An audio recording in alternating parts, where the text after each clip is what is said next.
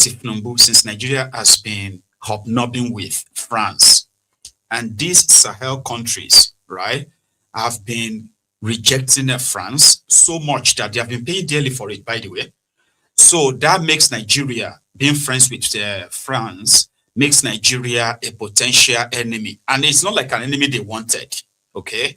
But it is because the president of Nigeria is an ally of France.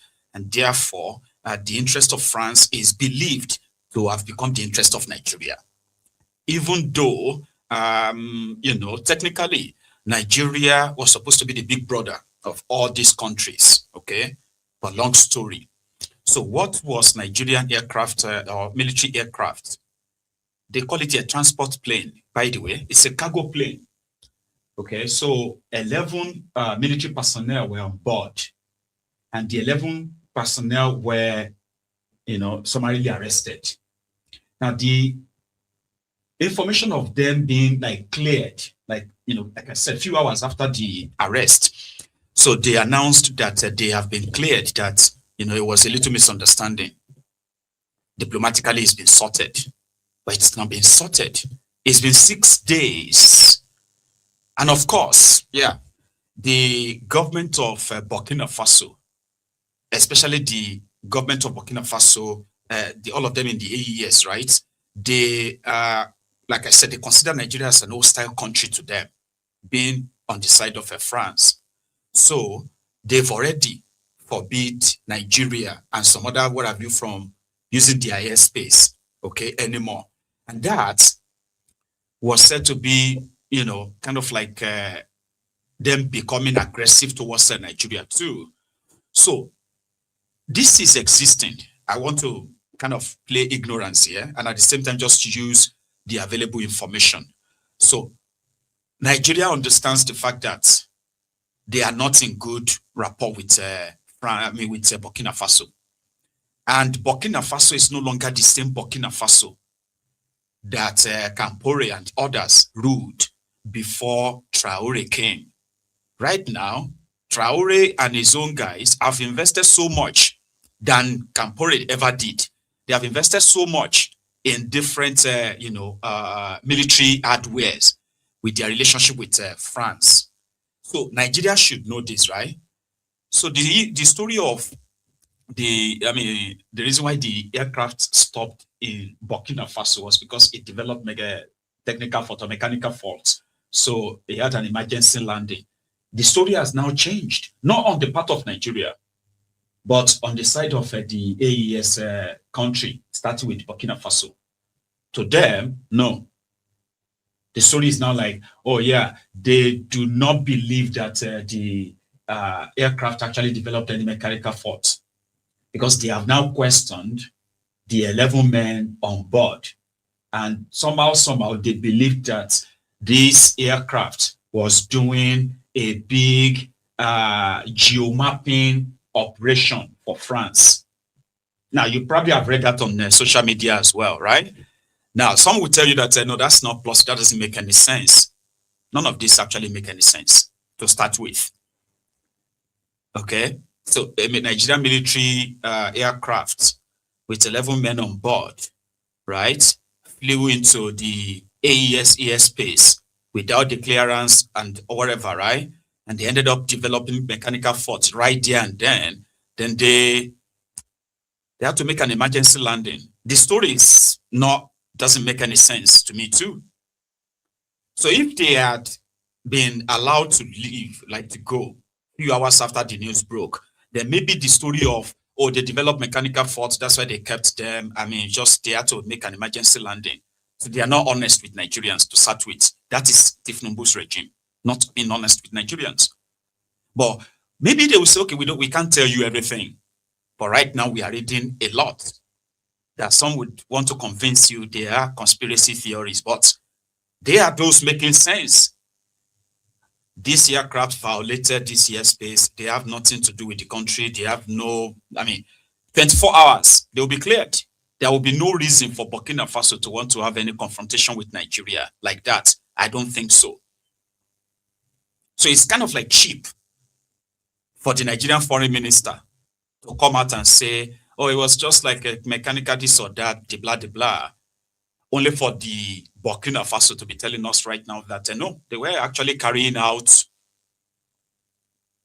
geomapping, whatever it's called, for France, because the southern part of Burkina Faso shared borders with the northern part of Benin Republic, and similarly shared border with, I think, partly northern part of Mali.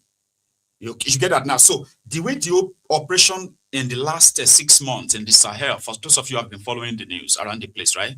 The terrorists in that axis, they call some, I mean, they have a ISWAP, they have Boko Haram, they have another new one called the JNIM, something like that, right? Who are wreaking havoc, killing the Malian soldiers, Burkina Faso soldiers, Niger soldiers, and they are killing them too. Now, you see, this axis of Burkina Faso is said to be the area where a lot of movement of military weaponry and all of operations are going on. And that's exactly the area where this Nigerian aircraft flew over. Now, there is no evidence that this C-130, which is just a transport military aircraft, okay? They use that to move heavy weaponry. Sometimes I think they use that to also move personnel too. It's like a cargo plane, you know, a cargo, but military kind. So there is no evidence that the C-130 is fitted with any geomapping, geomapping equipment. But from what is now flying all over the place is that the reason why they did not release 11 military personnel from Nigeria was because they have now been considered as spies. They said this military aircraft, when it was flying over Burkina Faso, the southern part where it later kind of like stopped, right? It already flew over like, you know, Mali and going straight into Burkina Faso, southern part. And it was transmitting live data. Some said that if you're a military person, this won't make any sense. No. You are trying to gaslight us that there is no big deal. That Burkina Faso just... Some are even telling us that, I mean, where do you think Burkina Faso will have the equipment to, you know, to kind of like bring down an aircraft? That's why I said that the Burkina Faso that they took from Campore is not the same that the Charade have. And there is something about those of them who are the APC Ronukus in Nigeria. I don't know why. They somehow kind of like have this personal nag whenever the name of Ibrahim Traore is mentioned. I don't know, like they have this special nag for him. However, right, there is no evidence of, say, okay, the Burkina Faso just wanted to have a face-off with Nigeria. No.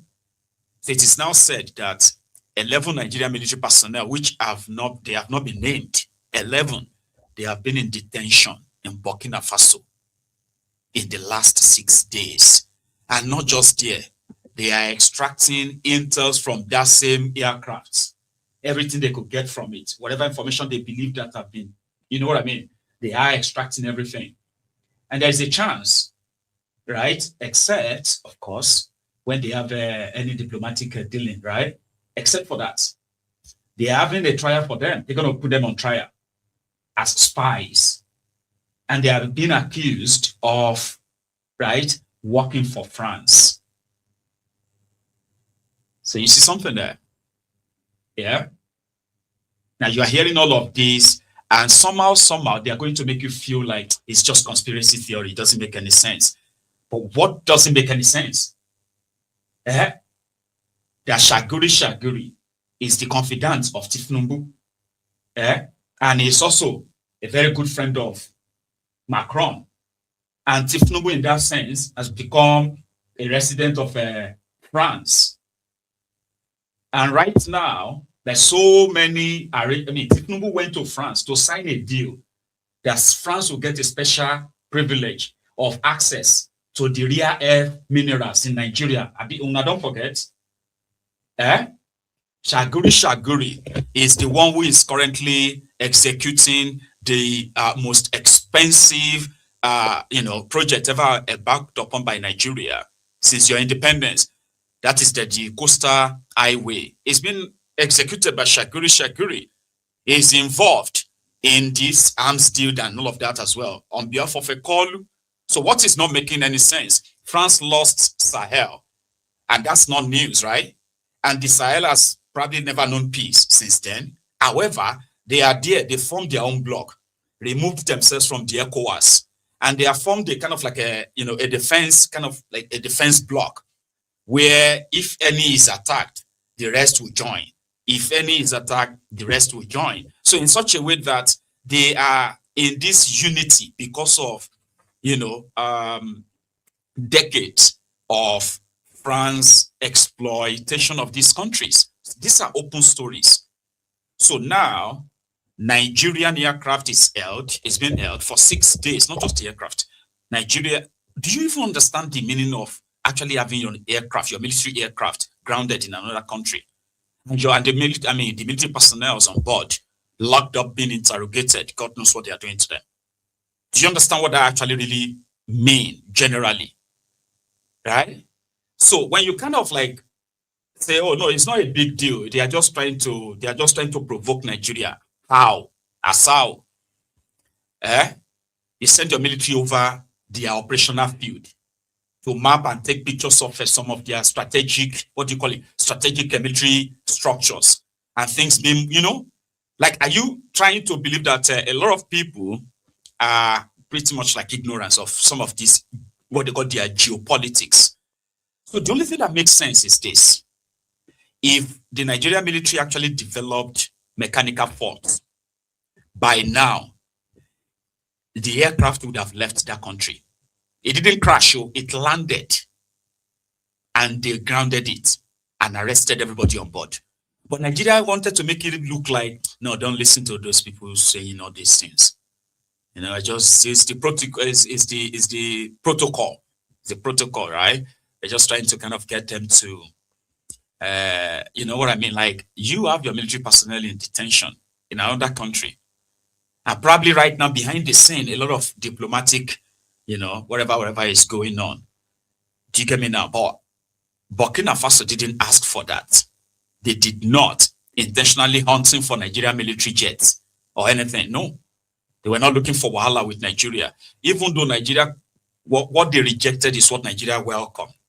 Now you are going to begin to see some of the French companies that will leave all these Sahel countries. They'll begin to find spaces all over Nigeria too. It's part of the Tifnumbu's deal with them. Was it 2 days ago that they signed another deal that, France will now, they signed an MOU with French government.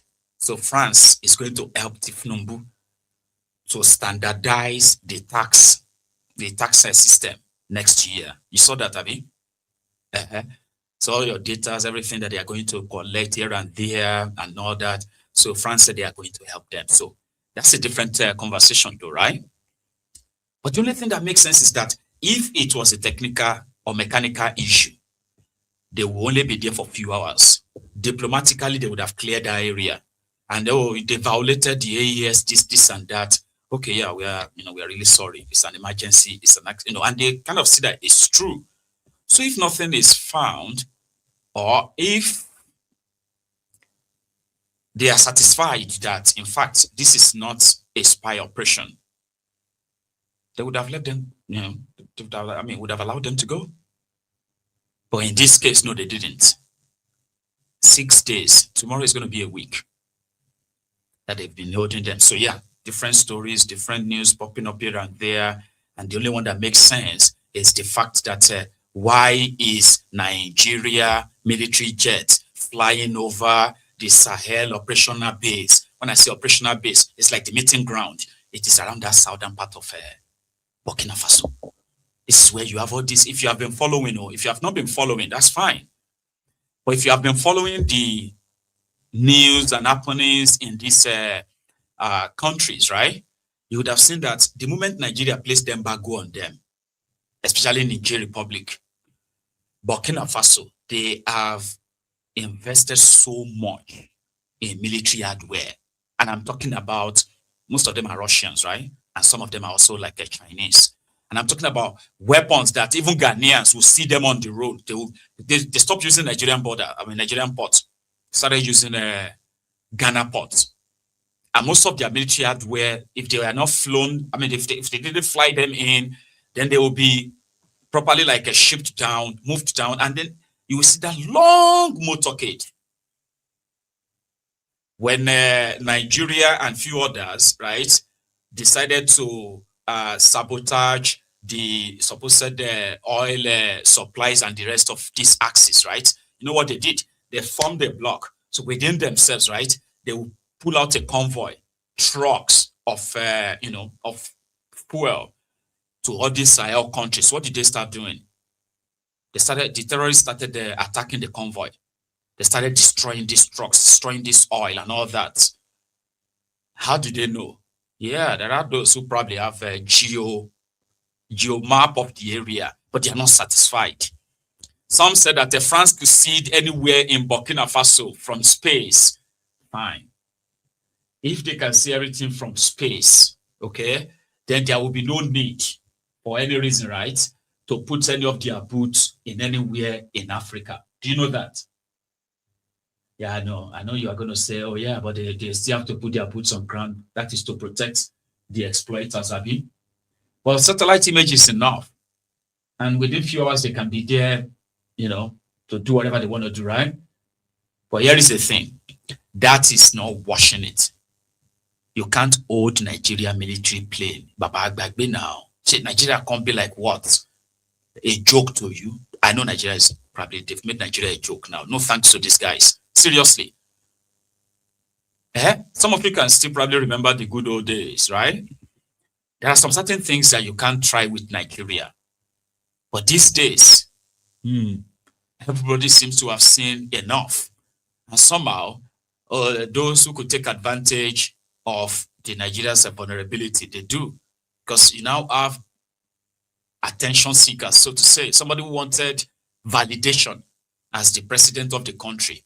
So he will pander to anyone, koto to anyone, as long as they can probably just acknowledge him as president. That's Tinubu. And that's exactly what is playing out here. Your fellow Africans, who I actually believe, he call himself a Pan-African too, right? A progressive. That's Tinubu.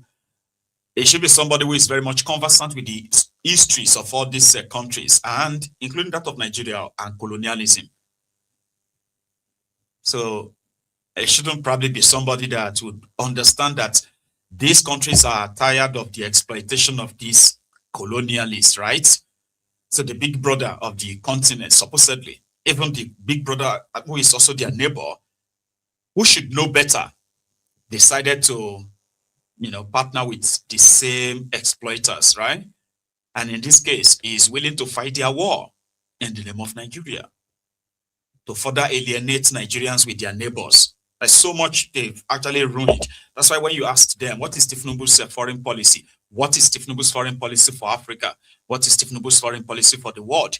They can't really give you anything.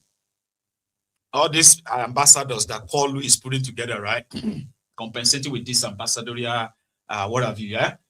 Ask them, what is the policy of Tinubu for all these countries they want to go to? What is Nigeria's mission there? Kind of, they have nothing. Everybody will just have to develop one thing and say, this is my own project. So Tinubu's policy is to fight the French war for them, so that France won't have to need to do anything anymore. They've got a bigger fish, and that's Nigeria. And they still have their eyes on their former colonists. Their former colonial territories. Right now, the same terrorists that are terrorizing Nigeria, terrorizing Burkina Faso, terrorizing Niger, terrorizing Mali, Chad, right? They are also terrorizing Benin Republic. The northern part of Benin Republic, the Benin soldiers are dying almost every day too. Same complaints, right? Poor pay, poor intel, no morale, corruption in the military, and on like that. But yet, it's more or less like the facade, the fake democracy, which is what they use in disguise, by the way. So they have their lackeys, they have their puppets. In this case, Nigeria is probably the bigger puppets right now, willing to fight their war, to remove those who disagrees with them from power and keep those who agrees with them, in power. And what is that agree or disagree with them? Just let the status quo continue. That was truncated 2.5 years ago or so, or 3 years ago, right? And since then, it's been one misfortune after misfortune when it comes to France in Africa. So Nigeria featuring in all of this and leading to this level of disgrace and embarrassment, international disgrace, should be questioned, man. Like, people should kind of like ask questions, man. Right. However, if we take it to the next side, inside Nigeria itself, where Nigeria is willing to send military, send soldiers, we have, I don't know, the number of soldiers they've sent to Benin Republic right now. And the level of, promptness. And they're actually pressing Nigeria right now. Yeah, France, Benin Republic, ECOWAS, the same ECOWAS that witnessed the entire desecration of the democratic altar across this West Africa by these dictators, democratic dictators, until some of them lost out of power, coup here, coup there, and all of that, right?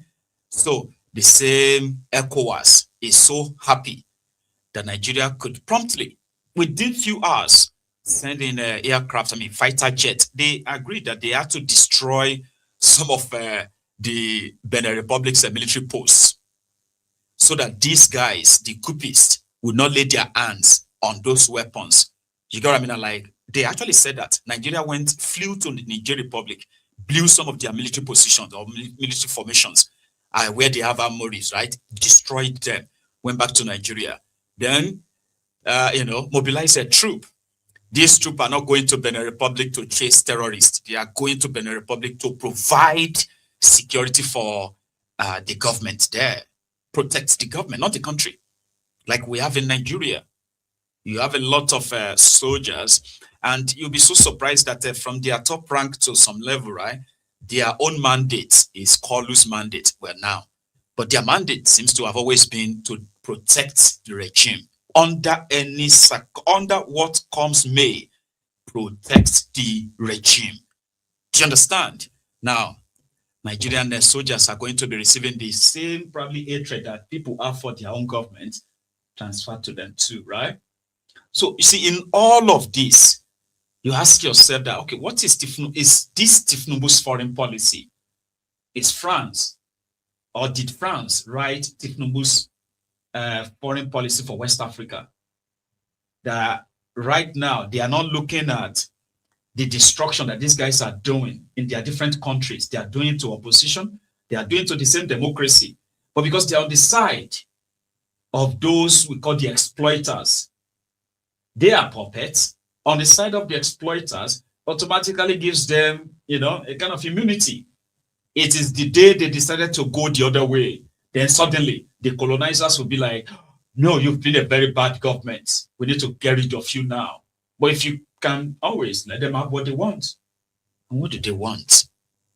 That they have not actually been accessing anyway. What do you think they want? Kolu signed off an MOU that French companies should go to Nigeria and have access to rare earth minerals. So they have that on their plates. Another fugitive, Shaguri, is living in France. He's a billionaire. He's currently executing over $13 billion worth of road contracts under Kolu in Nigeria. So what do you think they want that they don't already have? That they still pretty much, they don't have in Nigeria, that they still want to keep the entire region burning as it's been, man. If you see the destructions that the terrorists in this axis are doing in Burkina Faso, in Mali, in Benin Republic, in Niger, if you see what they are doing, I'm talking about not just the killings of what do you call it, the civilians. So I'm talking about the level at which the carnage they are wrecking on the military formations, soldiers that they are killing in that axis weekly. Fear will catch you. But they are not giving up, because to them, they believe that all these guys are harmed by the you know who. You get what I mean? Like, if they wanted to help them, they would help to disarm these terrorists and get rid of them. But because the government in power, they are not in time with the government, in good time with the government in power. So therefore, let the country burn. Or better still, start a civil war or another coup or something, anything. They don't care. And the supposed big brother, Nigeria, is actually now like the big toddler that, that is swinging to wherever they wanted to swing to. Right? So 11 Nigerian military men are still in detention in Burkina Faso. Yeah. And right now, the impression they are giving us is that this was not just a C-130 aircraft, military transportation. Military transport plane, right? So they are telling us that they know it's more than that. Burkina Faso is not saying much. It's more or less like they are maintaining their own internal, like law and prosecution and what have you in dealing with this. Nigeria, on the other hand, they dropped the lumber and they just went straight to sleep. Now, media is not asking them, like, this is day 6. What happened to this 11? What is the name of this 11 military personnel on board? Nobody is asking. You know what I mean? Like, it's just going to be, oh yeah, maybe another 2 weeks. They will say, oh, they finally reached an agreement. They won't tell you the agreement, because it will have to be them paying ransom to bail those people out of that place. Now, the situation must have gotten to that stage now. Come on, like 6 days for mechanical faults. In Apangolo, they were flying in Niabi. What do you think? So they would have to pay ransom to get them out. And that ransom probably would be in cash in order to save face. Well, contrary to that, they'll say, you know what, if a judge should pronounce them guilty of spying on the country, so what will happen next is just going to be to negotiate their release. Negotiating their release comes with a price. It's not just going to be, it does. And then that's it. We're just going to have to read about it somewhere later that, oh yeah, it's true. Those guys were spies. But, or better still, France is working around the clock to throw these guys out of power. And what is it that they want to do again? For example, like what exactly is France missed in doing for these countries in the last 60 years that they just remember that, oh, they have to do now? I mean, come on. They say enough. We have had enough of you. You've not treated us right. Just let it go. Sure, you get. Why can't they just let it go? They continue to say, oh, this Sahel is very strategic. It's a very strategic, part of what? Of what you've been taking for decades that has never benefited them. Anyway, that is on Burkina Faso. There is more. For those of you who have been watching the news, right? 2 days ago, okay, let's stay in Nigeria a bit before we go somewhere else, okay? 2 days ago, Devulumayi, the former governor of Ebonyi State, the current minister for works, I've been a minister of works under Tifnumbu, has come out to, for the second time, by the way, or maybe the second time I'm actually hearing him say it, that the Igbos don't want Biafra anymore. That the reasons why the Igbos wanted Biafra was because the last government marginalized the Igbos. So under Tifnumbu has now addressed that.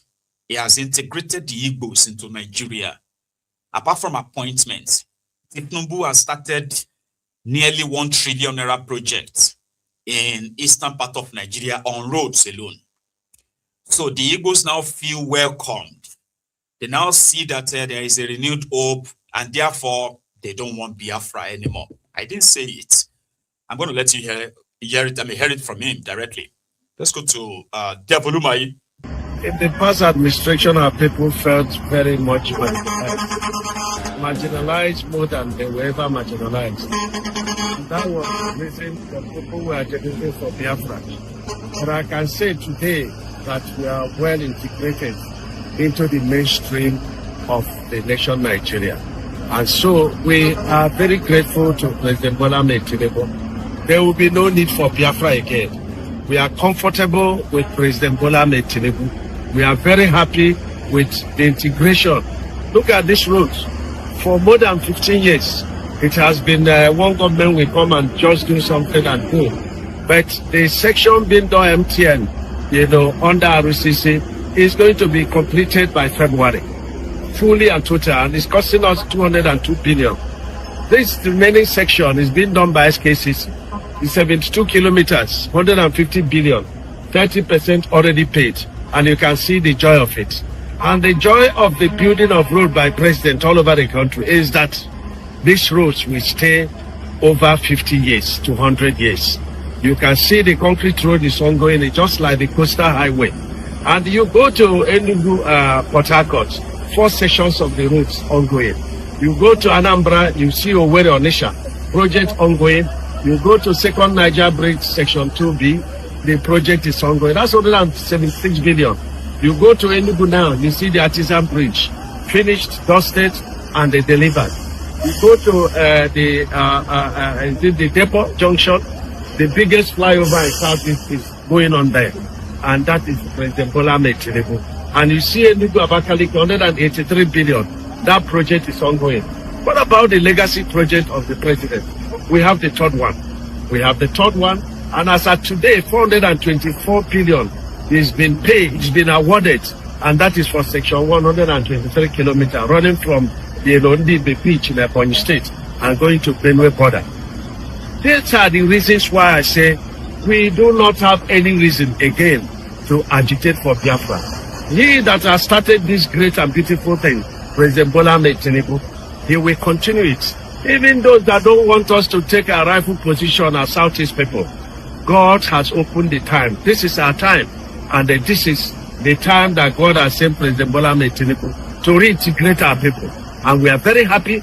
It is not all about appointments. And even if it comes to appointments, this Minister of Works, this minister that the president is using to do works in all the political zones, the Southeast is benefiting very well. We cannot be the first, and yet we are not the last. But in the past, we are not just the last. We were forgotten, we were not remembered. But the president has done that. So, my brothers and sisters, we cannot retake our rightful position by sentiments and phenomenal statements. It is by realities and being strategic.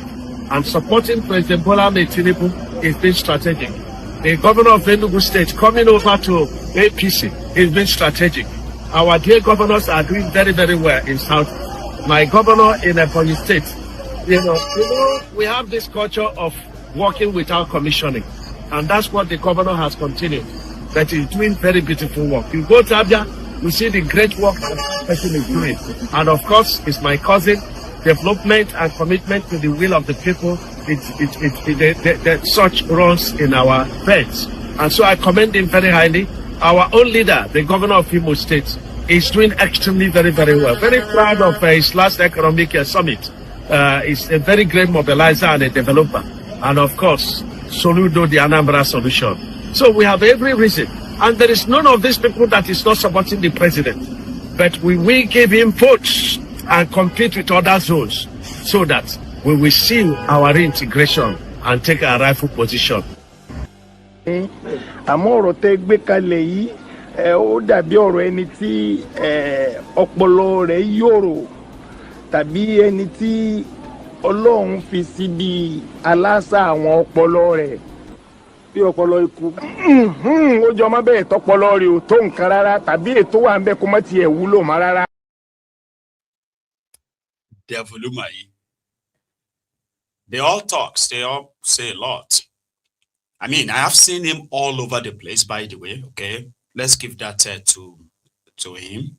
I have seen him like all over the country, and he's been there to commission, no, to inaugurate road repair and what have you, except for a few places where they are starting new construction. Okay, so yeah, I've seen him all over the place. So if he's saying that if Tinubu is constructing all the roads he mentioned in the eastern part of Nigeria, then there should be so many of you who have seen that. Abi?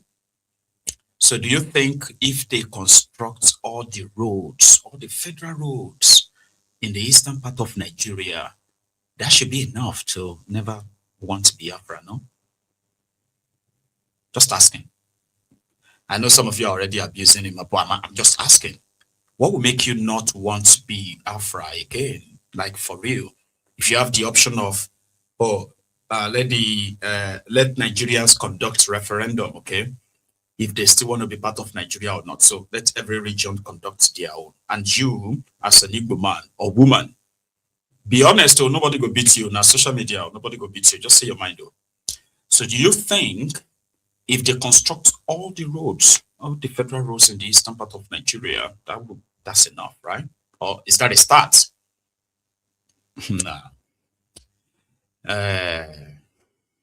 I don't know what will make you probably not want it, though. There are those who don't want it, right? And you can respect them.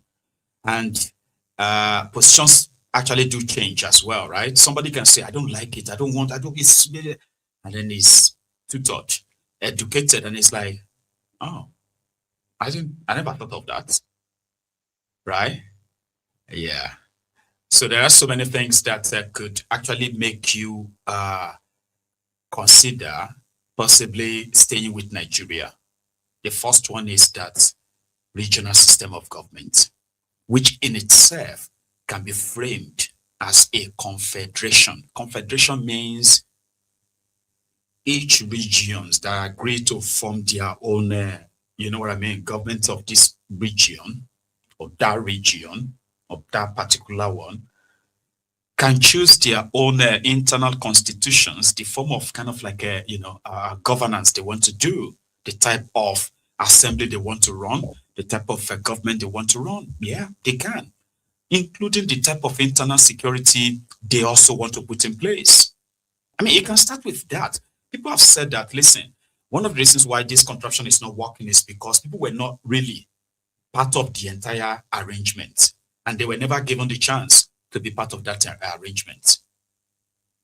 So an average Igbo man will still be part of any other. If Nigeria breaks up tomorrow, you still see millions of Igbos doing their different businesses in these new countries. Do you understand? So the point here is that if you want to make people to stop saying we don't want to be part of Nigeria anymore, right? You have to actually allow them to govern themselves,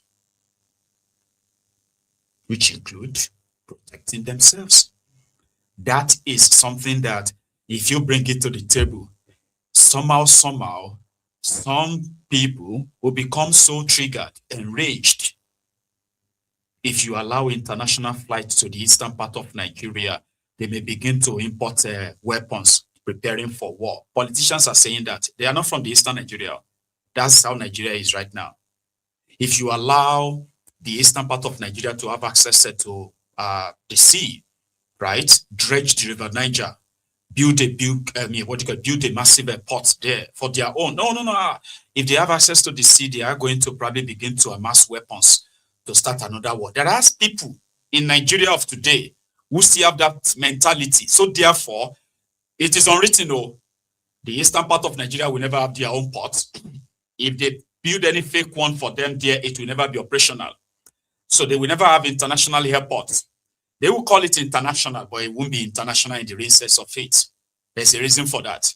There's so many things that they have deliberately, intentionally, right, put a ceiling on when it comes to the eastern part of Nigeria. Mind you, as they were doing, they're doing the same thing all over the place, but in a different form, in a different way.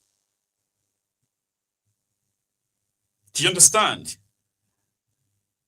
People can become anything. Tanzania, from what I heard, Tanzania Is it Tanzania being Ethiopia? Okay, I'm always like confused with both, right? Tanzania, Ethiopia. One of them, anyway, is considered as one of the most populated countries in Africa too, about 92 million or thereabouts. They're quite massive, right? But they do not, and it's also considered as one of the most developed countries in Africa. Beautiful. Yeah. They do not have this access to this massive sea like you have there in this River Niger. You know that Onitsha and River Niger, they are next to each other, right? And that was meant to be dredged. And international ships could actually sail in and land there. That was the project of federal government of Nigeria. And it's been like that. It's been their project for more than maybe 4 or 5 decades. I'm telling you. It was never to be dredged. It was never to be developed, because what if they start importing their weapons to come and fight Nigeria again? People with that mindset are in power in Nigeria. And somehow maybe they are even transferring it, because most of the people with this mindset, most of them are dead, who were in power, who put this in place. So an average Igbo politician, right, is not different from an average Yoruba politician or an average Hausa or Fulani politician. They are all using their own ethnic nationality as a meal ticket. It's like a ticket to get access to the table, so that they can sit down and say, my people are happy, Mr. President. My people are very happy with you. We are building roads now. We are building, what? What are they building again? We are renovating the one single gauge rail track from northern Nigeria, Maiduguri to Abakaliki. So the Igbos are going to be happy. Mr. President, you are doing great job. Same thing they told Bokwari for 8 years. Bokwari was killing the young Igbos in Igbo land, right? The Igbo politicians were praising Bokwari. They were giving him chieftaincy titles. He was frequently visiting the old places of Dimba in Nimbo. Here you go. They kept dressing him as, in Isiagu and all of that. Believing that, they continue to tell me that nobody loved Igbos more than Bokwari. Bokwari loved Igbos. Today, Devulumaye is saying that it is because Bokwari marginalized the Igbos. That was why they were asking for Biafra. So tomorrow, another person is going to say, let's say maybe Atiku is your president, right? Somebody is going to say later, say Atiku loved the Igbos so much that he's the only person who is doing the right thing for another Igbo politician. So, and similarly, you see Yorubas that will tell you that the Yorubas they are so blessed under this, so and so. None of them represent the people. Just remember that. So if people are asked, there will be a percentage of Igbos that will say no. Those asking for Biafra, they should know that Biafra is gone. There's no more Biafra, this or that. You guys see, they have that mindset. But I don't think they are in the majority. And that's the reason why they are so afraid to throw out a referendum on it. I mean, do you know what a referendum is, right? Referendum is like election. No? Like, those of you who want Biafra, you will be campaigning. You'll be convincing people what is going to be about. You know what I mean, right? Those who don't want Biafra, they will be campaigning. A day of election will come. People will go and choose yes or no. Should you know that the election could be bought in Nigeria? I participated in a referendum, independent referendum in Scotland. Okay? I actually campaigned for yes. Right? Scotland should have independence out of the UK. So it was very tight. We're going to win. Yeah, we're going to win. Because, yeah. So that's how I got the idea of how this referendum things goes and works, and the election around it, as well as the corruption around it, you know what I mean, the rigging and all that, right? Shit happened, right? Because suddenly, big all these big companies, all these massive, what do you call them? All these big firms, they were all interested. You know what I mean? Like, no, if Scotland go, all the old people, they said, Scotland is the out of this union, right? Scotland is the one with the population of the oldest people in the UK.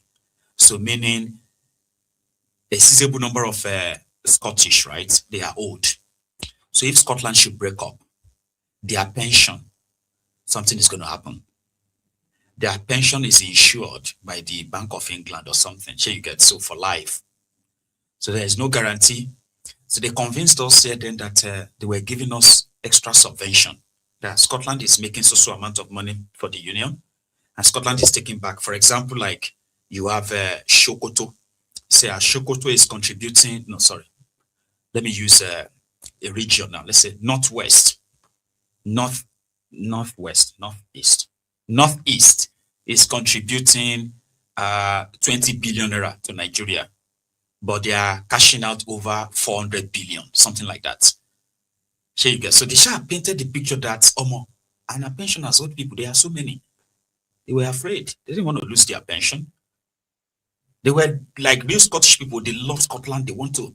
So that's what the campaign was all about. They say it was fear mongering. It was this or that, but it was their life.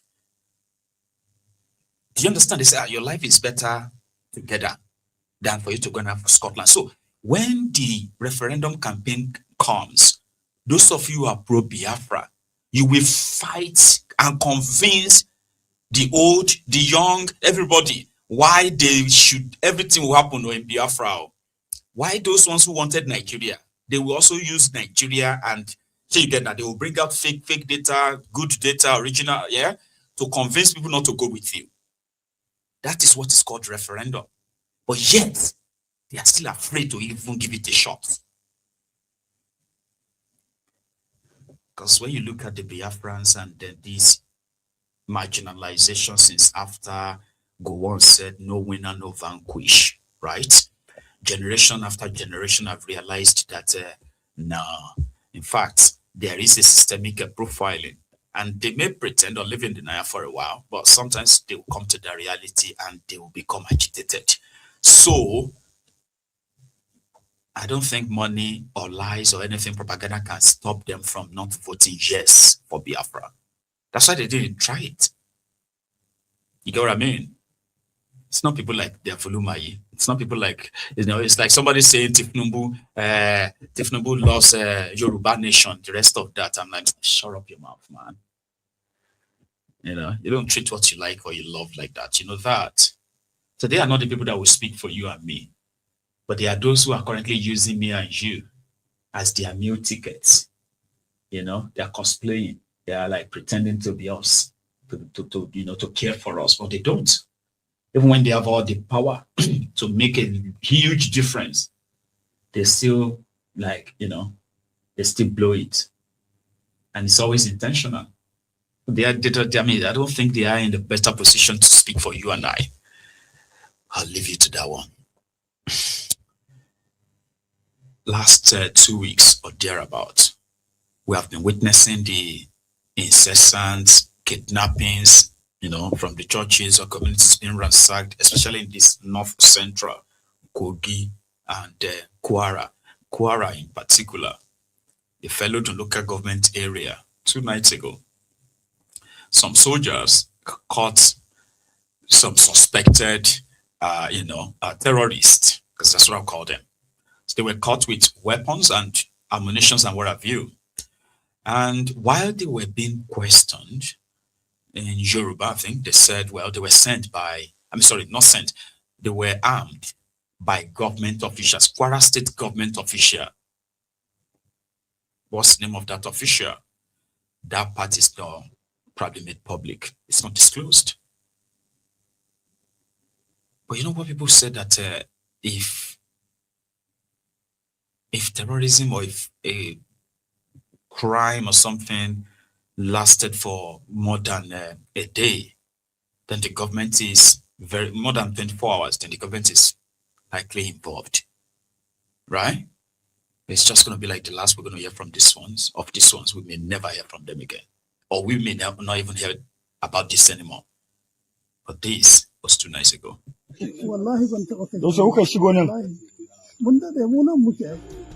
Kunde da nan. To me aka yi can ya ja ba ku mota. Nan da wata uku, ka ce nan da wata uku. Aiki ne muke yi da su. Wani yin aiki? Patrol. Daga nan ku je can ku patrol? Kwara State? Wallahi. Na fuel I dey put for na body o. Now, where are they put for your body? Sorry. Talk through now. Where are they put for your body? Talk through, make you know that. Where are they put for your body? So the weapon you go give now. Some of them are them. You look at where are they put for your body? You go Abuja, go collect the weapon. Babangida, yes. Now for Abuja, you go collect the rifle. I've been for Ilorin. How you take no sense from Abuja? Me, I know because we there with them. We go patrol how many times with them. We go patrol how many times with them. Ogabito and the team.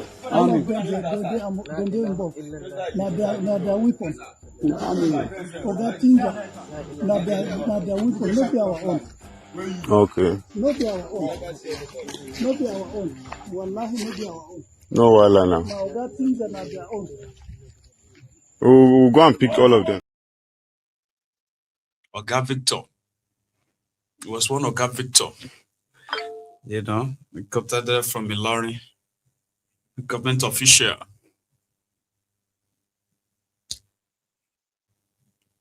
The Minister of Defense, Bello Matawale, has been accused again and again and again. No, not accused. He has been exposed as a sponsor, financier of these terrorists as well, even when he was a governor, under the cover of amnesty for terrorists. He's rolled out billions of naira in funding them. So 2 weeks or 3 weeks ago, Bello Turji is declared wanted, but they have actually declared him killed 4 times.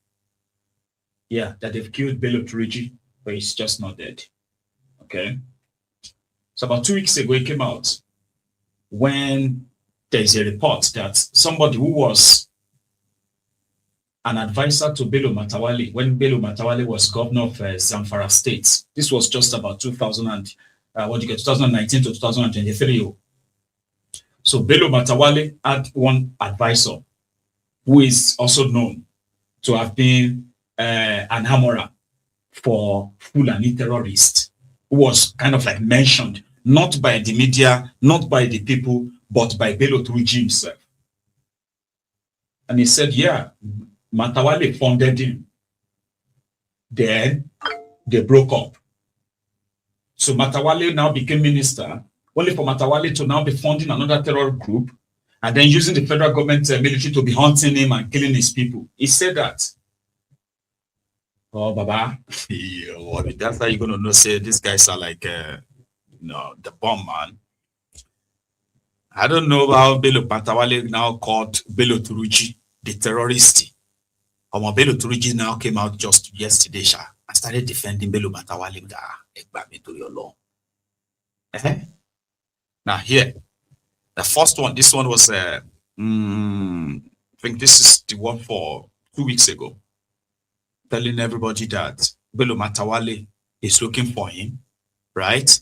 And simply because he no longer work for him.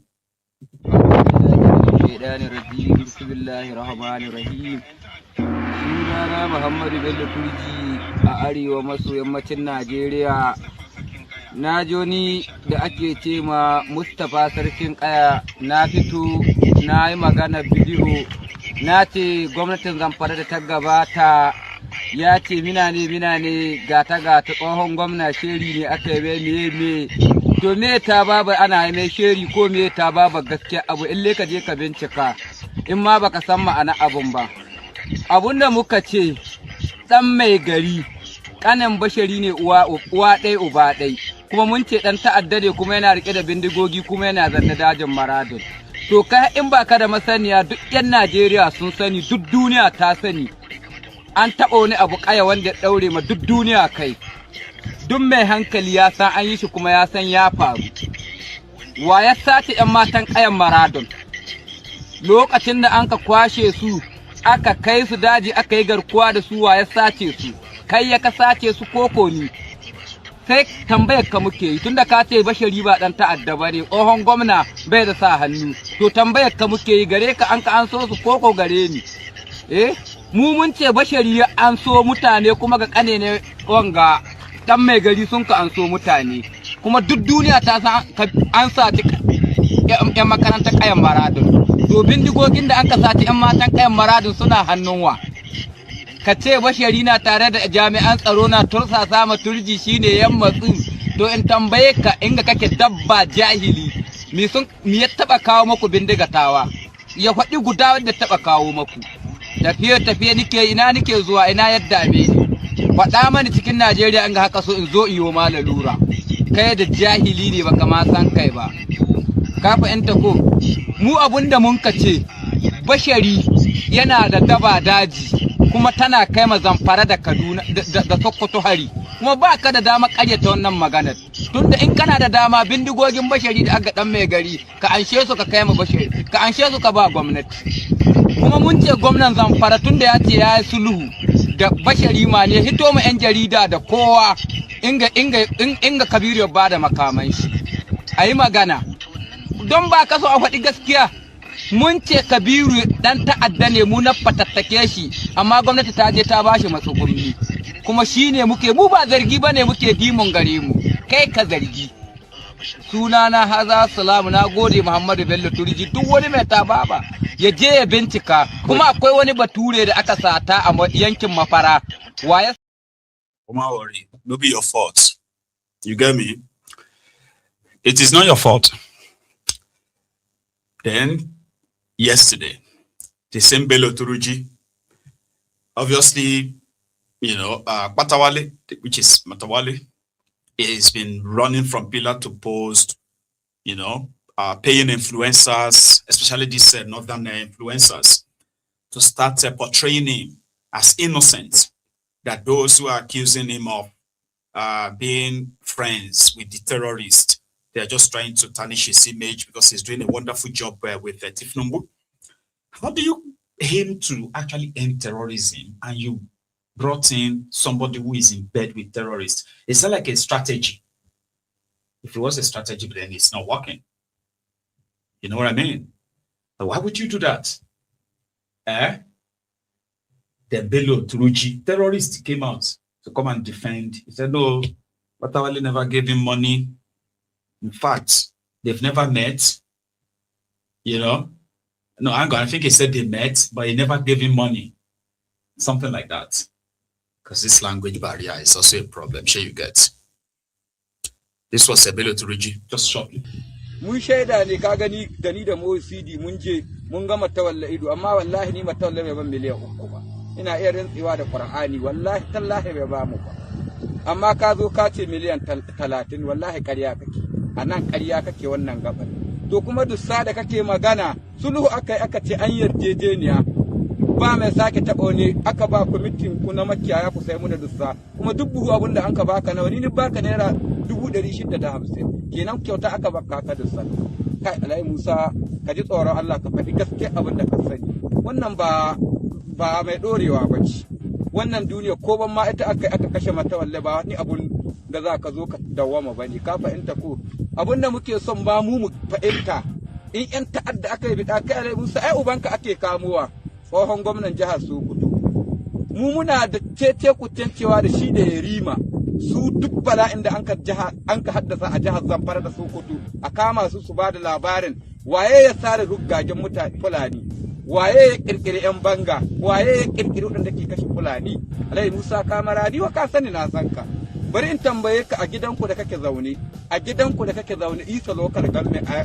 kilomita 1 da gidanku baka san yammacin dan gwandi akwai mashekar hillani wanda ake kira Malasaba uban kai sai fa aka sari baka san binga bale ba uban kai sai aka sari baka san rai mace ba uban kai sai aka sari baka san tusa biri ba duk gabati Isa ne nake wannan magana Alai Musa kuma haka ce akwai wani da kari kici da Zamfara wanda ya wuce uwayenku subhanallahi wa iyazu billahi to lokacin da babu Matawalli a mulki lokacin da wannan shehi wake ɗaukar nauyin mu fa mun zo daga rabbil alamin ne ka fahimta ko kuma kai ka sani ba wani mutum mai ɗaukar nauyin mu in sheri za ku to mu ba a siyasa da mu kuma ba mu tare da 'yan siyasa mu mun zo daga inda lahidi ka fahimta ba haɗa kai da ni awa wani shar matawalla ya cuce ni kuma na bashi da rabbil alamina mun shaida ne ka gani da ni da CD mun je mun ga matawalla ido amma wallahi ni matawalla bai ban miliyan 3 ba ina iya rantsewa da Qur'ani wallahi tallahi bai ba mu ba.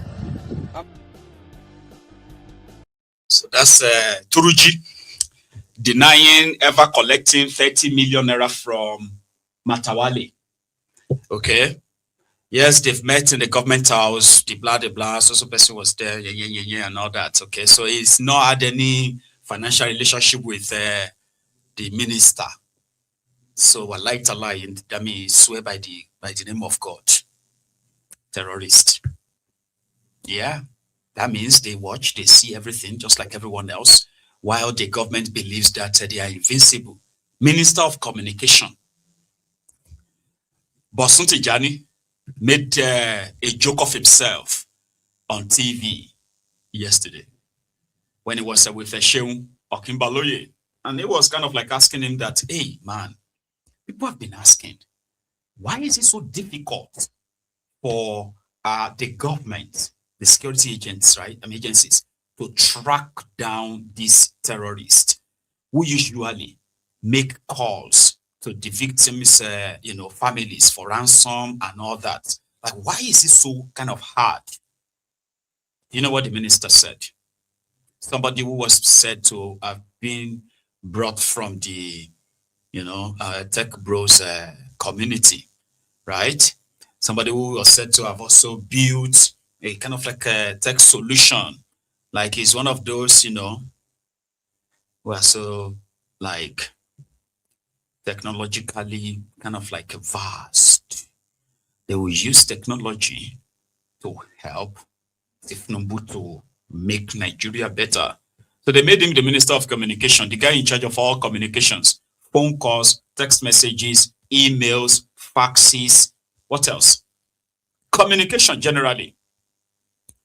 And all the technology that surrounds it. He's been preaching about AI, AI this, AI that. They want to build AI. Google want to come and build AI in Nigeria. AI this, AI that. You demand, Baba, answer the question. You know what he said? He said, oh, the terrorists, they are using the foreign network. They are using foreign numbers that it is very hard to track.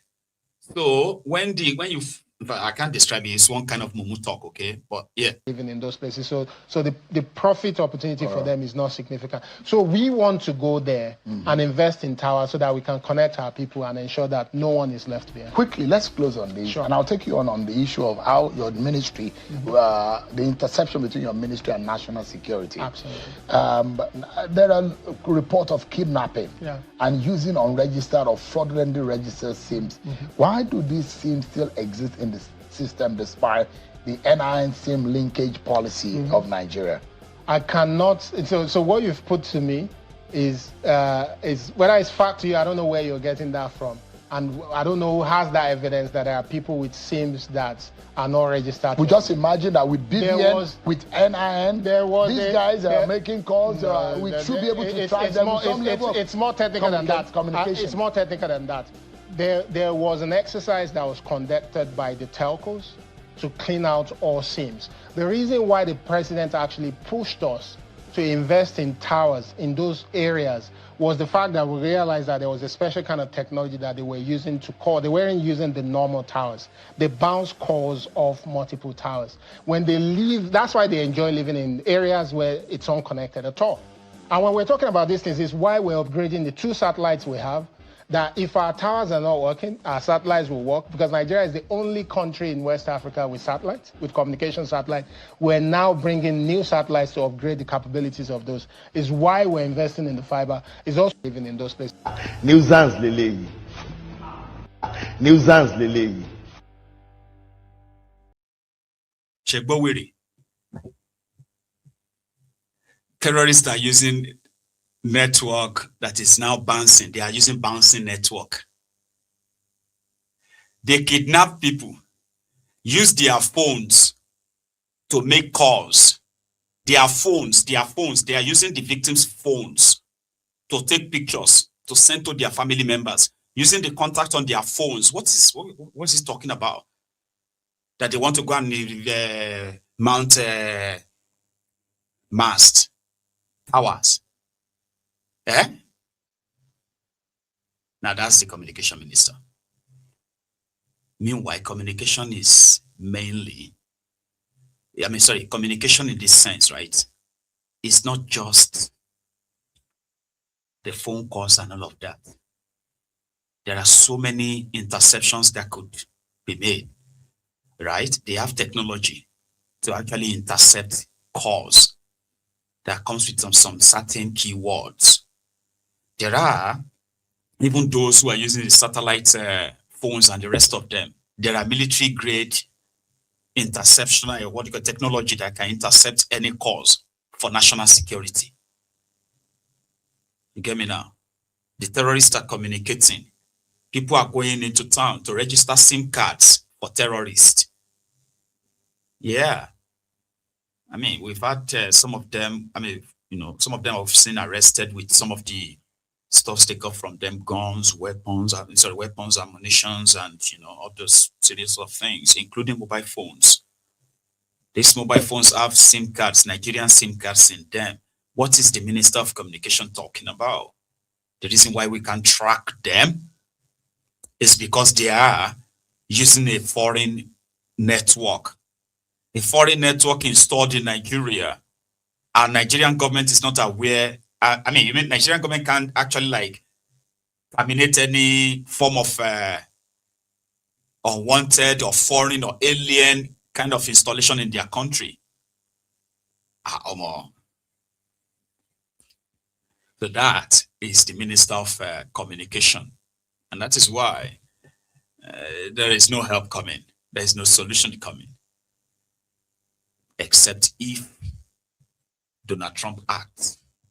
And some of you would want him to act. Riley was in Nigeria, of course. And he's been speaking to the media since he got back to the US. Remember the person that Donald Trump actually mentioned when he was giving that speech of coming to precisely take out the terrorists, right? His name is Riley, Congressman Riley. He was in Nigeria. He led the delegation, Trump's delegation, on what they call the fact-finding mission, right? To Nigeria. So they went to Benue State. He didn't bother going to another state. Bro, they said the stories they have been told in America, sound somehow unbelievable to people there and all of that. But yet, a lot of people got this emotional attachment because they've met some of the victims, they've heard interviews and the rest of that, right? But all in America. But never really meet the real victims back in Nigeria. You get what I mean? So he went on a fact-finding mission because Donald Trump said they should do all of their investigation and get back to him with their reports. And then he will go on to the next stage of his action. So far, so good. It's looking more or less like Fortif Numbo is looking like, they've struck a deal with Donald Trump's America, which includes military exchanges and blah, military hardware exchanges and all of that. But with Riley's experience, the guy won't almost cry on TV. He said he met the survivor, somebody who they killed 5 of our children, and then our husband, another woman, right? They killed 3 of her children. They killed her and her unborn child, which means she's pregnant. She saw people, survivors, who were sharing their personal story, and they all said the same thing. The government doesn't give a damn. As the visiting Congress people could see themselves. You know what I mean? So that may be maybe that would be something you could look forward to in 2026. But as it stands right now, okay, clowns, court jesters, praise singers, incompetent fellows who are just right there to sing the praises of the emperor. But who's going to tell the emperor that he's naked? Because here we go, he's naked. Okay, but they are there praising him like, oh my God, you are just so amazing. That's all they wanted him to hear. And I think that's what he wanted to hear too. Because these characters, like Omo, complain about old people, see they are just old people, very greedy old people. Now you have younger people who are pretty much like worse off, you know?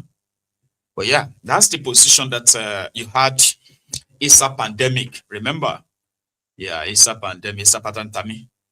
That was your former communication minister, okay?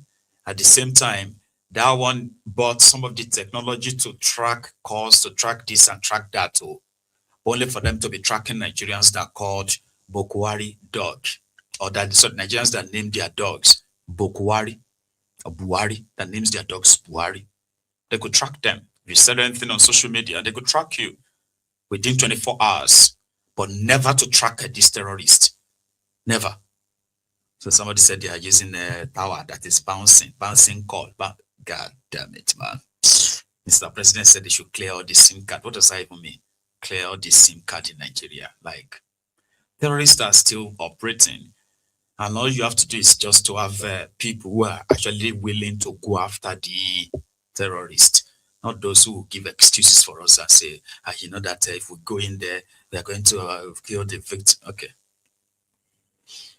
Here are the potential victims, you know. This one, so I'm still grateful a little bit, right, that it hasn't turned violence, okay?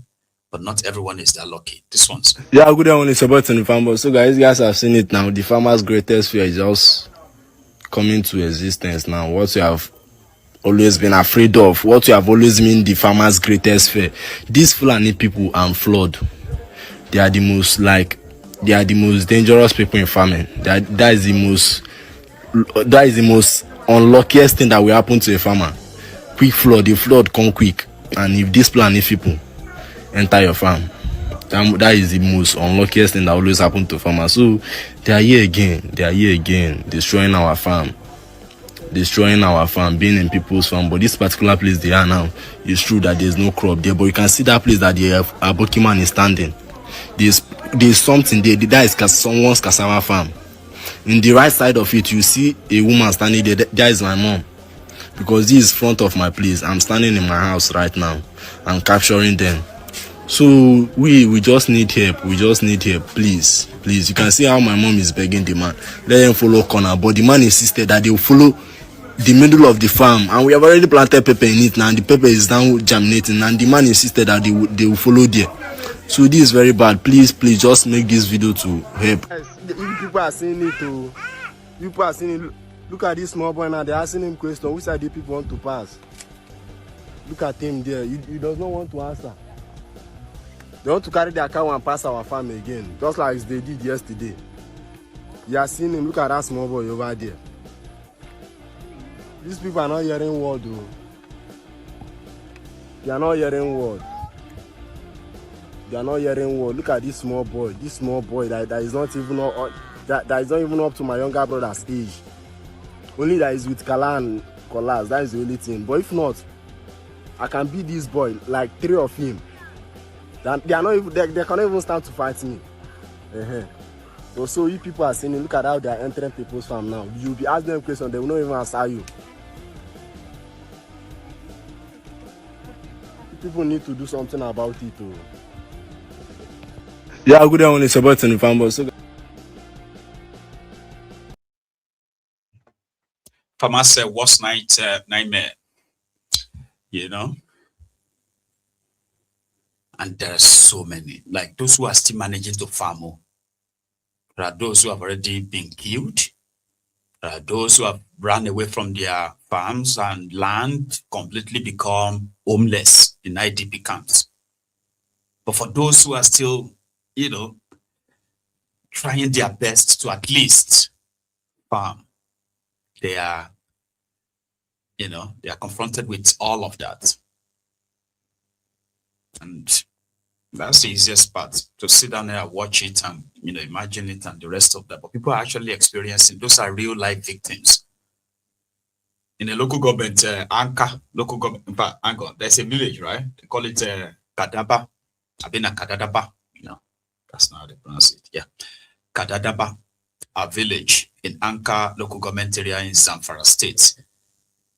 They also witnessed the the terrorist invasion, where, according to them, they woke up one morning, this morning, and their entire field, farm, was burned down because, yeah, the terrorists came overnight. They were shooting and all of that, but this time they didn't come into the town to kill.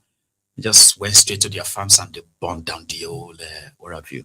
I'll show you. I'll show you that later. However, this afternoon, in fact, it was actually morning here, but it was afternoon in Sydney, Australia, in case if you have seen that already, right? When 2 or more men, gunmen, opened fire on, a group of, they call them the Australian Jews, the Israelis living in Australia, so to say. So they were having their Shanuka or Anaka, which is like their own like annual celebration of something in their country, right? So it's celebrated all over the world. And I think today was supposed to be day 1.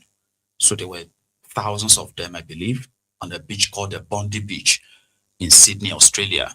So while they were at least children, families, all over the place, boom, they started opening fire. What's going on? At the end of the day, right? So 2 gunmen were identified. One of them was killed. So did another 10 other people were also killed by the terrorists. So I've brought you the image, and you may be hearing this sound of gunshot and all that. I've done my best to kind of reduce the background shout, so I may put up a bit of sound to cover the gunshot sound, okay? I'll show you a clip from that scene. This happened today.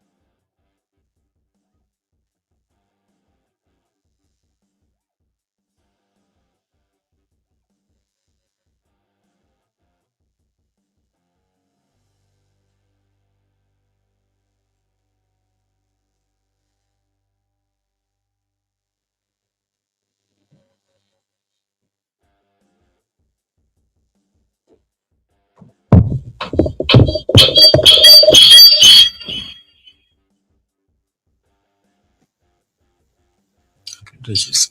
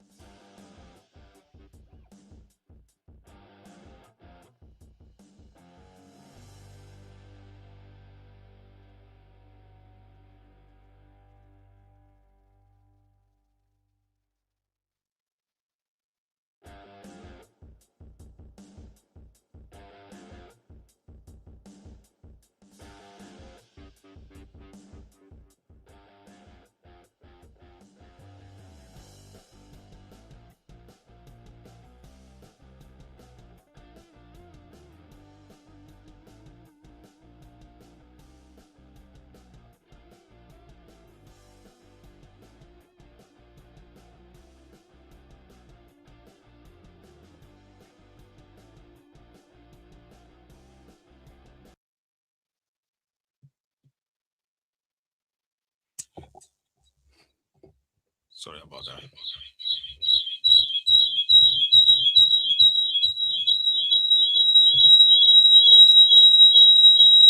That's terrible. Give me a sec.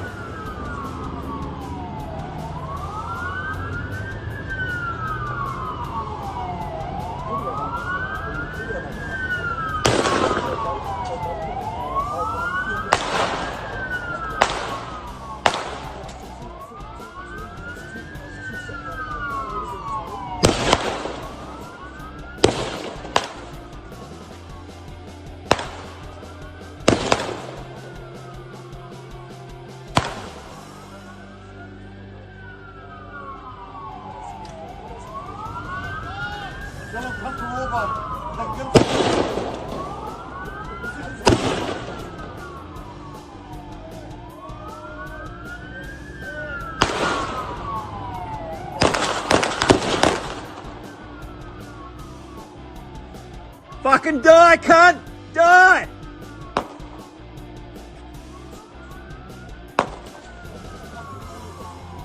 I'll fucking kill ya!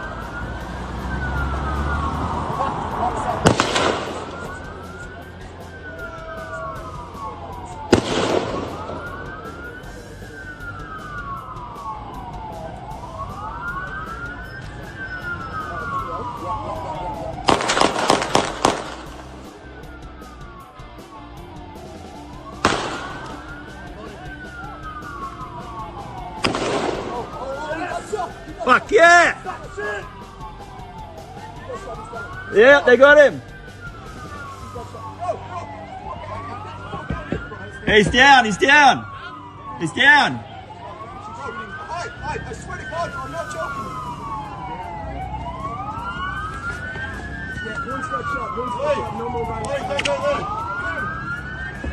Hey! You have something on you? Don't go there, man. Don't go. You have a gun on you? The guy just got shot.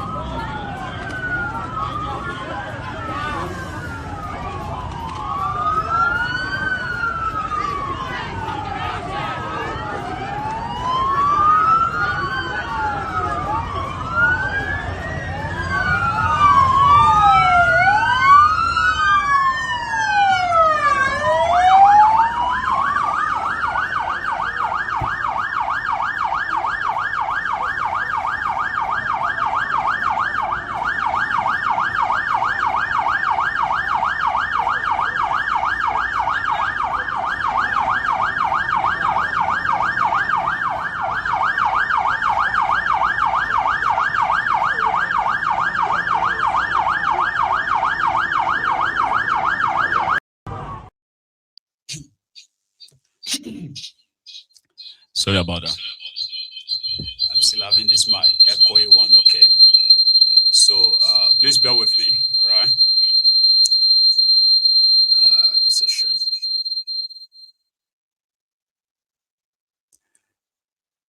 Right.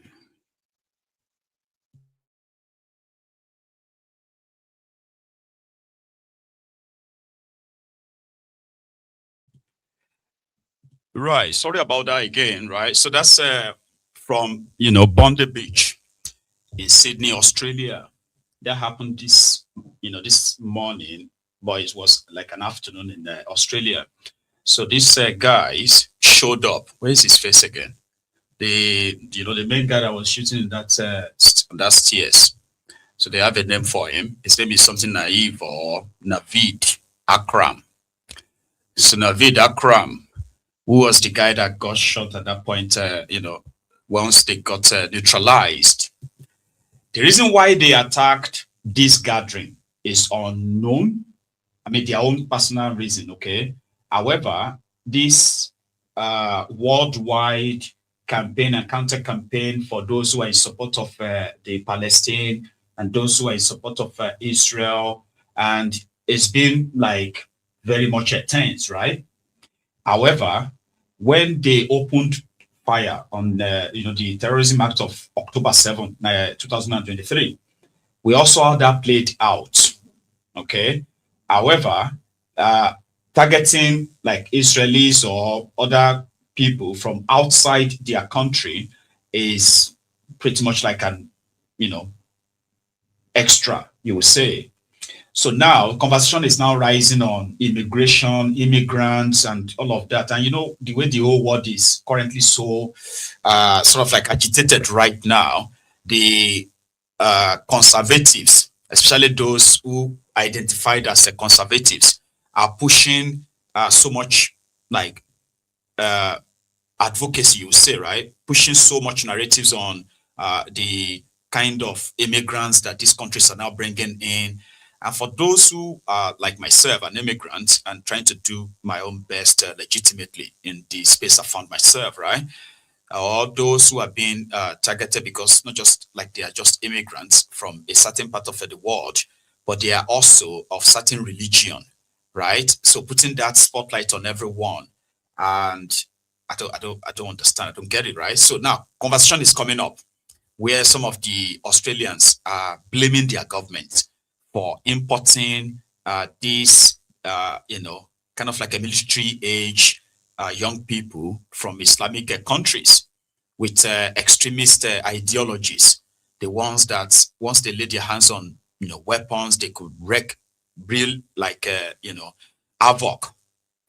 So this conversation is on. And we are suffering similar in Nigeria. When you look at those who are trying to push the ideology of their own extremism of Islam on us, people have been slaughtered, killed, shouting Allahu Akbar and killing for who? For their faith, right? But rather than for the government to actually clamp down on them, crush them, right? The government is almost in bed with them, and it's almost like the same all over the place, right? They are finding way or solution that suits people with this kind of ideology, right?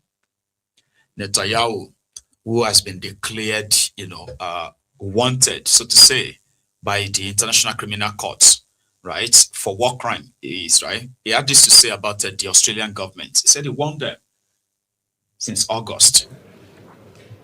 On August 17th, about 4 months ago, I sent Prime Minister Albanese of Australia a letter in which I gave him warning that the Australian government's policy was promoting and encouraging anti-Semitism in Australia. I wrote, "Your call for a Palestinian state pours full fuel on the anti-Semitic fire. It rewards Hamas terrorism. It emboldens those who menace Australian Jews and encourages the Jew hatred now stalking your streets. Anti-Semitism is a cancer. It spreads when leaders stay silent. It retreats when leaders act. I call upon you to replace weakness with action, appeasement with resolve.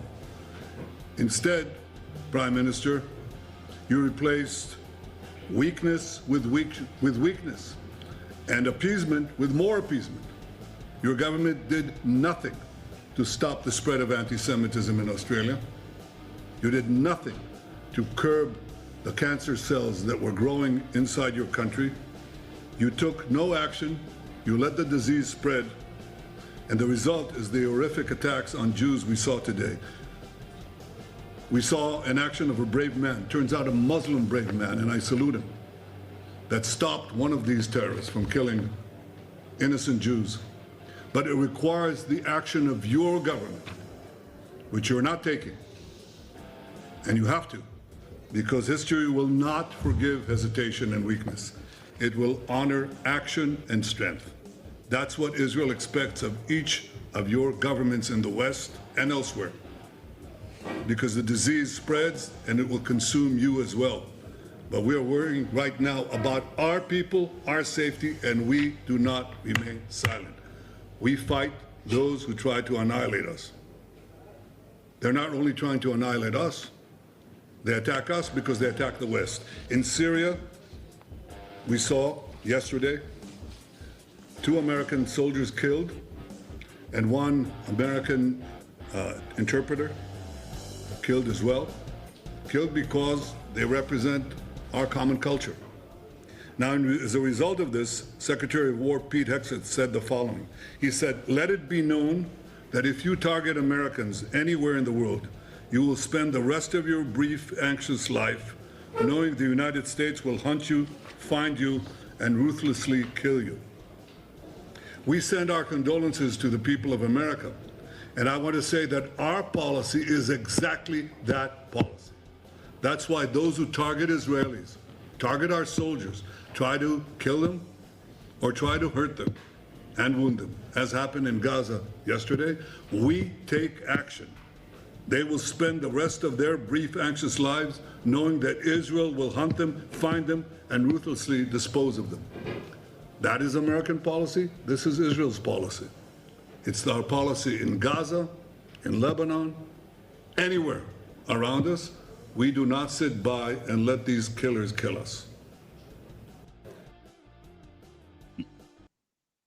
It's just an endless one for that matter, you know? So, like I said, the way this global thing works now, yeah, from one government to another, they're all doing their best to mount pressure here and there in their belief that that's how they're going to protect their citizens. I mean, Nigeria could have been a real place. If Nigeria was a real place, right, that Nigeria could have given millions of us the same sort of like a privilege. If you touch Nigerians anywhere, you're going to get the wrath of Nigerian government. If you touch Americans anywhere, American government is going to get interest in your case. If you touch any Israeli anywhere, just know that Netanyahu and his Mossad, they will track you down. You know, I mean, depends on what side you are. Somehow, right? You always probably will feel better when you have, you know, leaders who indeed, right, could do anything to protect the interest of their own people. You know, but we don't have that. So yeah, that happened, and condolences to the victims, I would say, the families and all of them, because this was supposed to just be like a civil gathering. It's like you gathering together under a Christmas, probably, you know, street Christmas lights to turn the, you know what I mean? But yeah, terrorists and the extremists would rather choose violence than dialogue, because to them, if you are not for them, then you possibly you deserve to die. And that's the level of extremism that is so widespread right now, and the internet is not helping. I'll say. But we'll go back to Niger, where the local terrorists are making the life hell or hellish for the locals, the indigenous people. The anchor story I told you earlier, here is the clip.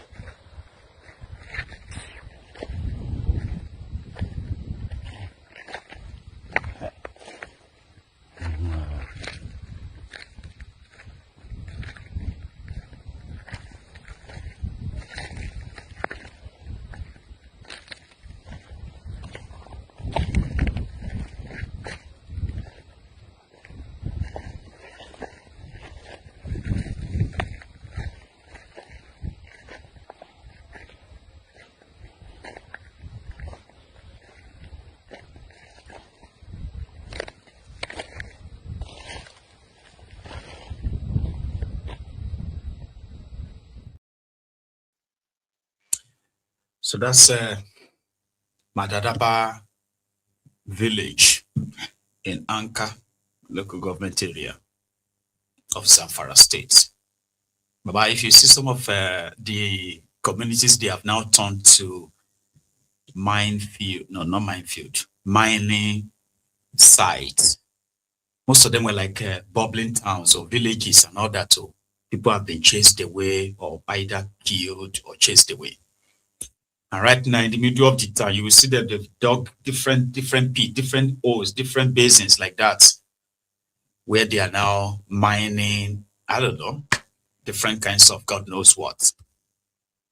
You know, that is going on. Communities, villages, farms are being destroyed on a daily basis like that, getting people to migrate and move. And they are so helpless. That's the saddest part of it. It's like you see things happening and then you feel like they shouldn't be happening. Some people should have the capacity to stop this, but they are not stopping it. You know, they are doing something else. There's a leaked letter. I think I put that on the screen earlier. A leaked letter of promotion. Recently, right, the Tifnumbu's ADC was promoted from, I think, maybe now captain to colonel, I don't know. But right now, they have now giving him another special promotion to brigadier general. Do you know what a brigadier general means? Like you have to, before you become a brigadier general, right? No, but Tifnumbu gave him a triple, a quadruple promotions that seemed not to be really going down well. Going down well with some of these military guys themselves because they leaked it. It was Referendum, NSA, that issued the letter, and the letter is to the effect that Tifnumbu said DC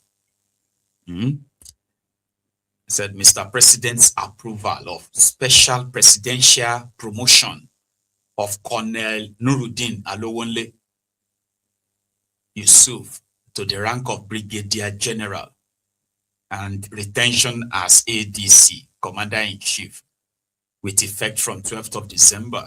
That was 2 days ago. How do you make somebody a Brigadier General to be standing behind the president? How could a Brigadier General be standing behind the president? Do you even understand what a Brigadier General is? And what is a special presidential promotion? I mean, he is the president, so he can do what the Scottish people call fuck all. He can do anything. But it is really lawful or not. Morally, legal, you know, doesn't really matter. They'll find a way around it. So they are now wondering, how did this letter leak out? You know what I mean? How did this letter leak out? It's because somebody somewhere within their ranks just believes that this madness is taken too far. Let's just put it in the media. And here we are. But the people that should be having probably from the experience, the knowledge of the Brigadier General, that guy that got killed by the ISWAP about 3 weeks ago, right? He's a Brigadier General. What's a Brigadier General? His body is still with the terrorists. That killing alone, the killing of that man alone, should be enough to level down all of the terrorists known base in that place. Like, you killed a Brigadier General like that on camera, shot him like just a common war. But nothing happened. They just believe that everybody will get over it. Now today they kill soldier. Now a Brigadier General is going to be standing behind the call. A Brigadier General in the army is somebody who is controlling over 4,200 men. Do you know how many battalions that will be? These are people that actually have to listen to him. These are people that takes his order. A Brigadier General. But now, this one is Oluwole, Brigadier General, if you want to put it that way. Right, brethren, our time is pretty much up anyway, right? So I am going to say a big thank you to all of you again for coming to the Sunday sermon. We'll see you another time, okay? But please, please like the broadcast if you haven't already, okay? Like the broadcast, share it. and I will see you another time. You have a great week. Good night.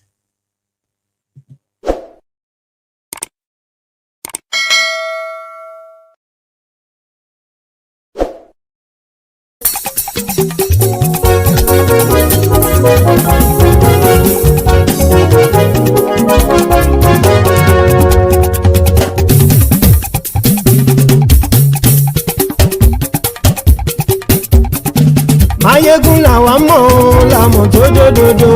Maiyegun diary Maiyegun number one. Maiyegun làwa mọ̀ làmọ̀ tó dòdòdò.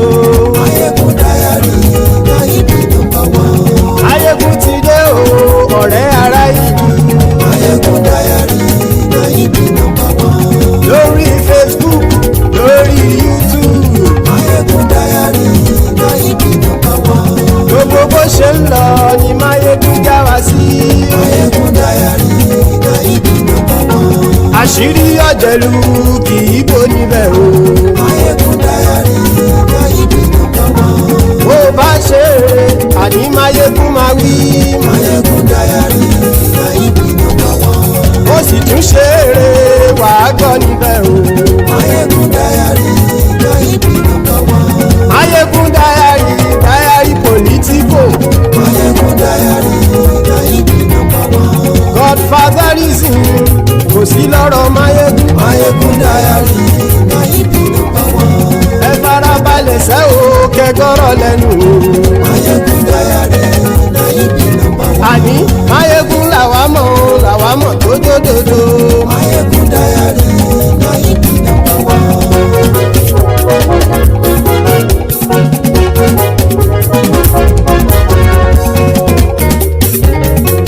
Àní ẹ̀sùn rákì. Maiyegun ti dé. Maiyegun ti dé. Ọ̀jẹ̀lú ẹ̀sùn rákì. Maiyegun ti dé. Àní ẹ̀sùn rákì. Maiyegun ti dé. Lórí Facebook. Maiyegun ti dé. Àní ẹ̀sùn rákì. Maiyegun ti dé. Lórí YouTube. Maiyegun ti dé. Àní ẹ̀sùn rákì. Maiyegun ti dé. Bọ́ bàbá gbé wúrẹ́. Maiyegun máa wí. Àní ẹ̀sùn rákì. Maiyegun ti dé. Ijó ìgbádìyẹ. Maiyegun máa wí. Àní ẹ̀sùn rákì. Maiyegun ti dé. Bí pẹ̀sìdó bá rúfin o. Maiyegun máa wí. Àní ẹ̀sùn rákì. Maiyegun ti dé. Bí gómìnà kówó jẹ. Maiyegun máa wí. Àní ẹ̀sùn rákì. Maiyegun ti dé. Ọlọ́pàá ti ń darí bá. Maiyegun máa wí. Àní ẹ̀sùn rákì. Maiyegun ti dé. Aṣòfin tí ń rúfin o. Maiyegun máa wí. Àní ẹ̀sùn rákì. Maiyegun ti dé. Òpùrọ́ olóṣèlú. Maiyegun máa wí. Àní ẹ̀sùn rákì. Maiyegun ti dé. Ọ̀jẹ̀lú ẹ̀sùn rákì. Maiyegun ti dé. Àní ẹ̀sùn rákì. Maiyegun ti dé.